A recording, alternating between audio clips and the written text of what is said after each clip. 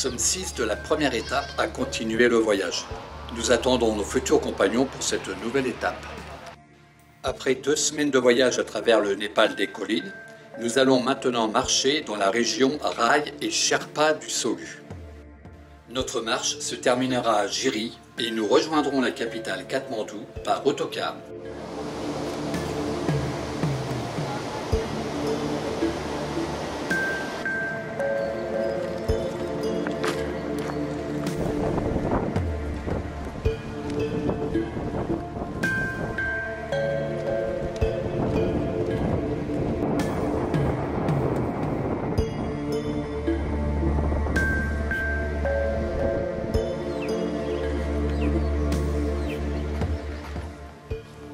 Ça fera partie de nos légumes du jour. Et notre cuisinier chef récupère.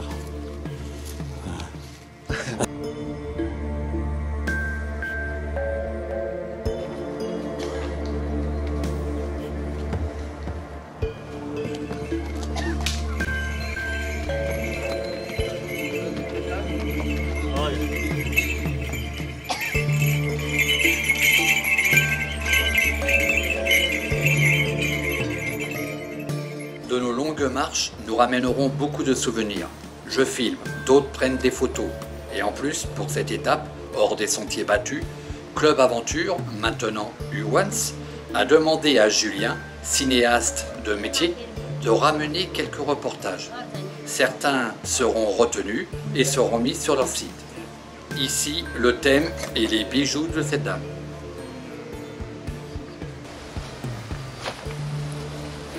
Aujourd'hui, nous allons partir pour un dénivelé de 1400 mètres raide.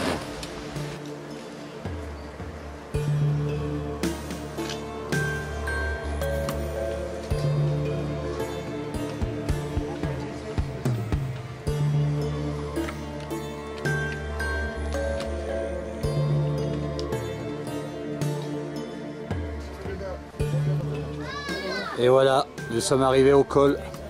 Environ 3300 mètres. 3347. Avec un petit peu de neige. Là on voit la différence entre les trekkers et les porteurs derrière. Certes, nous rencontrerons beaucoup de neige lors de prochaines étapes. Ici, nous n'avons pas encore le pas assuré de nos porteurs. Et hop. Quoique, Ah, mince. nos dénivelés sont parfois très importants. En fin de journée, nos jeunes spécialistes stretching nous encouragent à effectuer quelques étirements.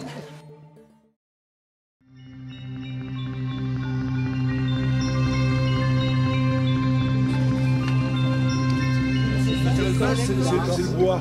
Cette écorce vient d'un arbuste appelé bois joli. Après avoir trempé un certain temps, cette machine la transforme en pâte.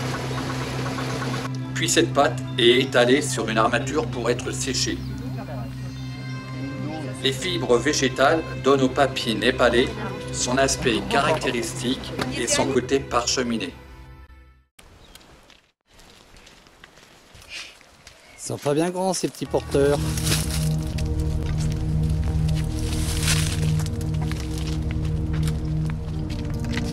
C'est une période de vacances scolaires. Nous utilisons parfois les cours d'école pour installer nos bivouacs. Les élèves pour nous aider.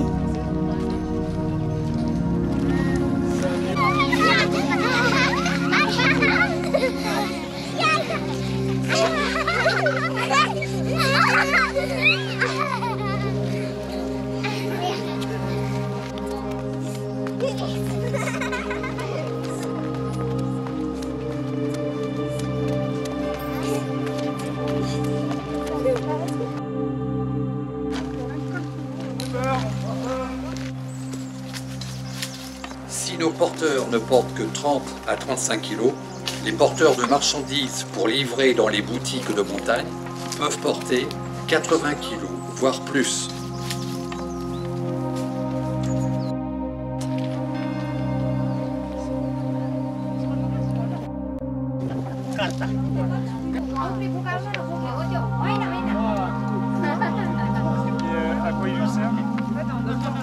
Les locaux aiment répondre à nos curiosités.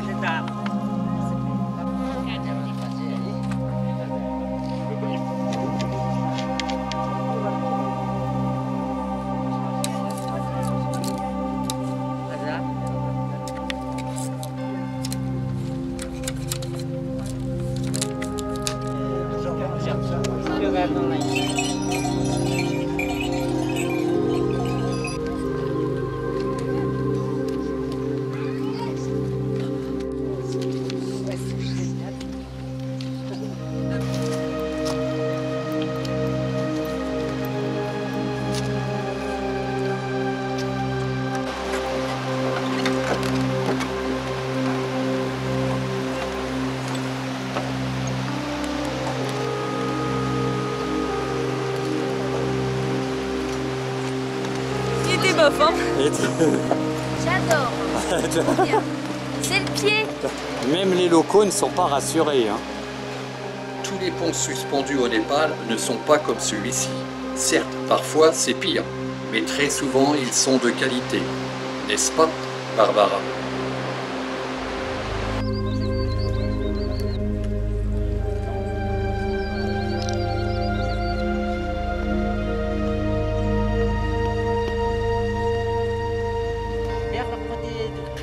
Nous regardons au loin la chaîne himalayenne. Notre guide nous aide à repérer les sommets mystiques, que nous photographions ou filmons. Mais les joueurs sont juste à côté de nous. D'accord. Alors bien sûr, c'est très loin. Hein. Pour les mémoriser, Geneviève a sa propre méthode. Plus tard, lors d'une pause, ou ce soir, elle y mettra la couleur. Cette route n'a que quelques mois. Le Népal change vite. Certains de nos chemins sont maintenant des pistes.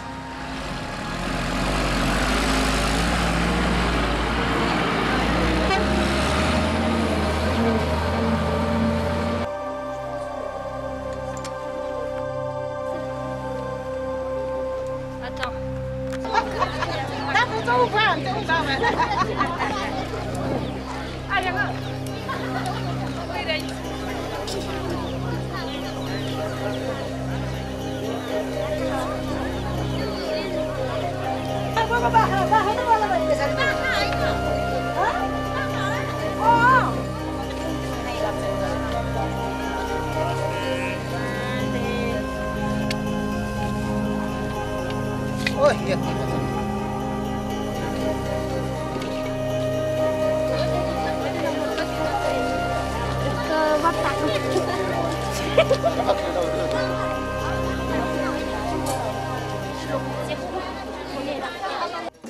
Le chamanisme, tradition supposée déliquescente, fait encore preuve d'une indéniable vitalité dans les montagnes du Népal.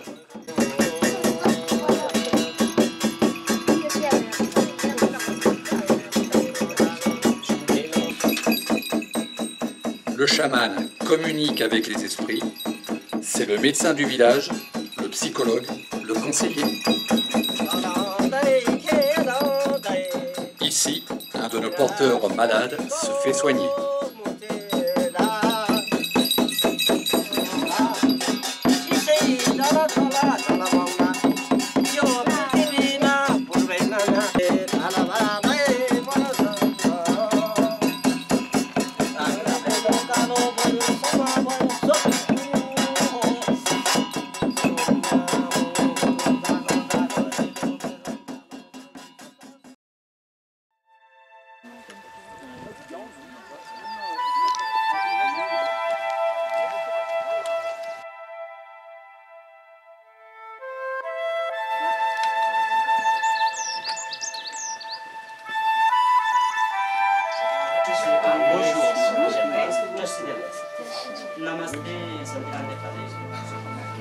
Ce sont les beaux-parents de Nawang qui nous accueillent pour goûter le thé salé. Dans les maisons des Sherpas, on a un petit hôtel là pour faire la prière. Comme nous l'explique Nawang, dans les maisons Sherpa, il y a toujours un petit hôtel dédié au Bouddha.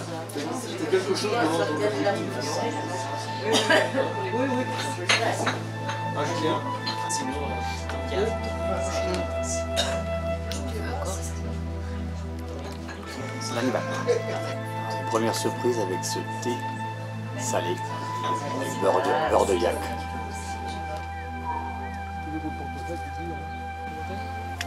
C'est ma maison. La maison de Nawang.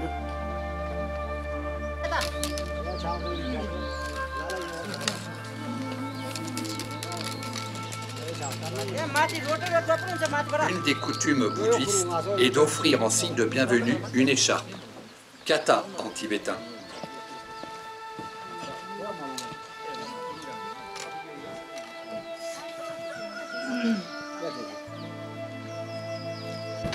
Nawang est très ému en entendant son papa nous raconter ses souvenirs.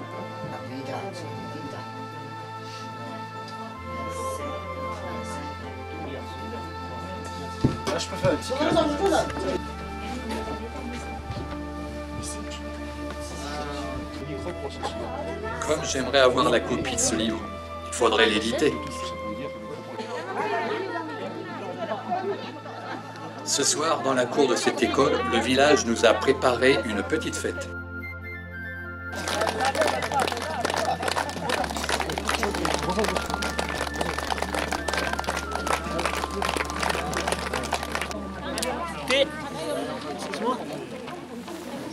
Merci.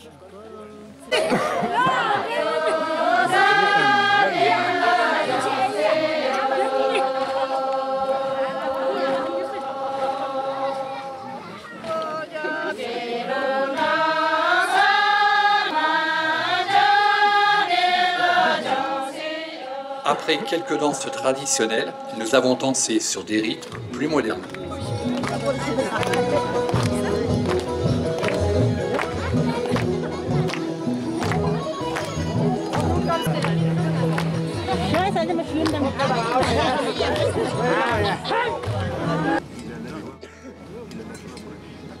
Nous prenons notre petit déjeuner. Ensuite, nous irons dire au revoir aux villageois.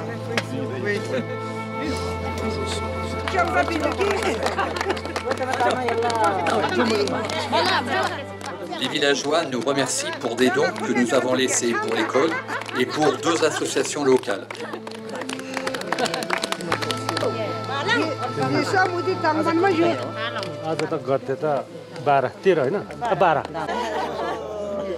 Nawang est devenu le héros de son village. Le peuple Sherpa est un groupe ethnique originaire du Tibet. Cette région est essentiellement bouddhiste.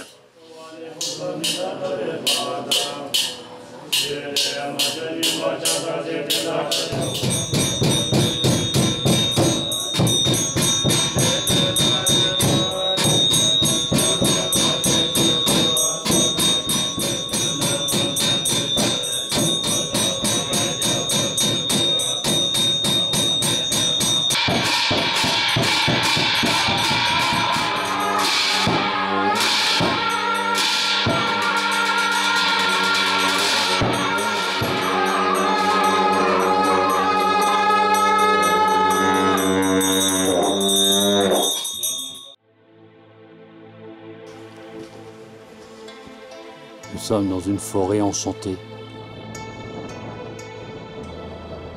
Nous longeons un mur de manie. Ce sont des pierres gravées et déposées en guise d'offrande dans des endroits sacrés ou particuliers, comme l'entrée d'un village par exemple.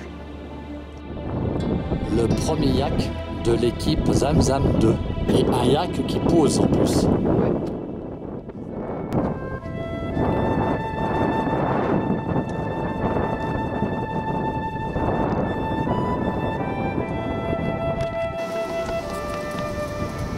Ah, ça c'est génial ça.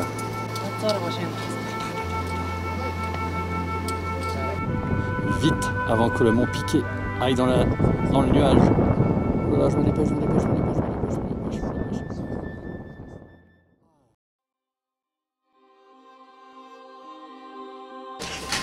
Il est 4h30, on se prépare à attaquer le mont Pic.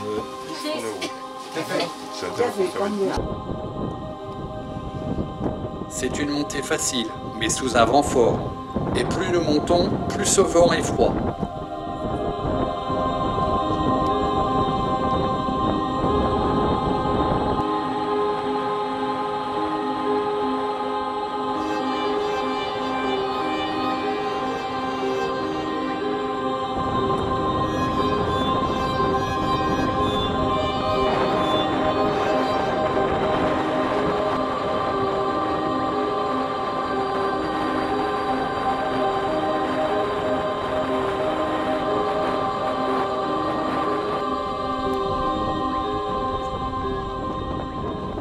fait vraiment froid.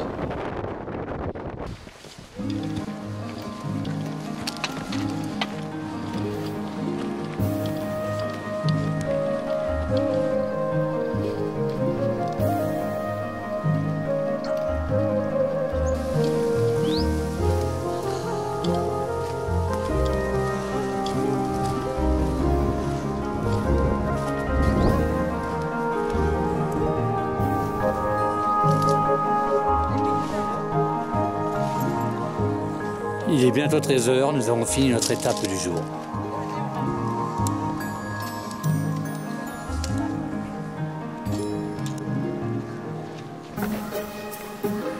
Nous assistons à une cérémonie compassionnelle dédiée aux petits animaux, des insectes ou autres, tués fortuitement par les hommes. Cette cérémonie se déroule sur 2 ou 3 semaines et verra passer plusieurs centaines de moines.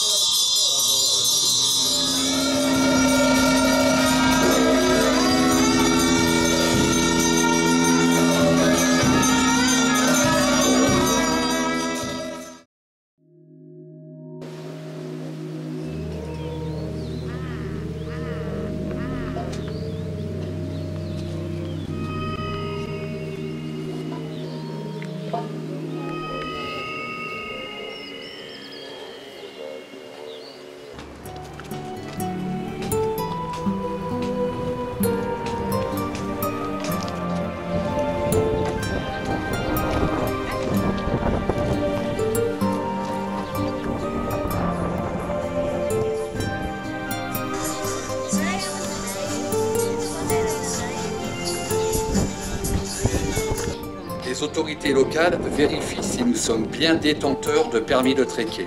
Pour les 6 étapes de ce long voyage, cela nous arrivera souvent pour traverser les différents parcs nationaux. Alors, quelques consignes pour la population locale.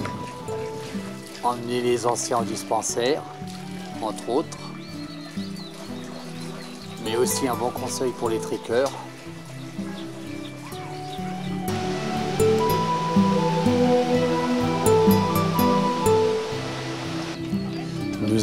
Nous arrivons à Djiri, fin de l'étape 2.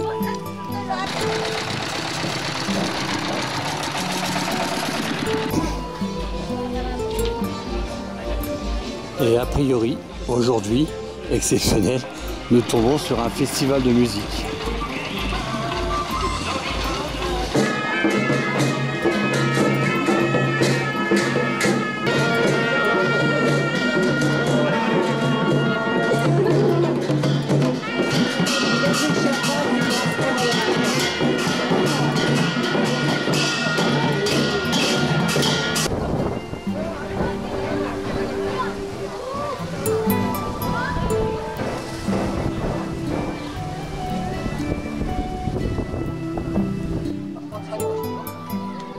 Avec notre propre autocar, nous rejoignons la capitale située à environ 200 km.